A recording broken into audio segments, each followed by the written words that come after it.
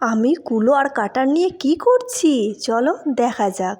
দেখো আমি ঘরের পেছন দিকে আমরা বেগুন গাছ বসিয়েছি, সেইগুলোই দেখো আমরা বেগুন হারভেস্ট করতে চলে এসেছি। দেখো বেগুন হয়েছে কত।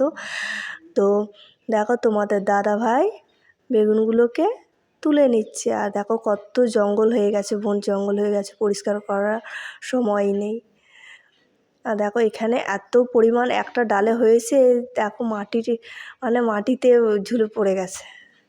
দেখো কতগুলো হয়েছে একটা ডালে। আগে এই ডাল থেকে 5-6টা তুলেছি, আবার দেখো ওখানেই হয়েছে।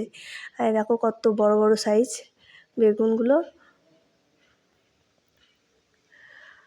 আর এই গাছটা প্রায় এক বছর প্রায় হয়ে গেল।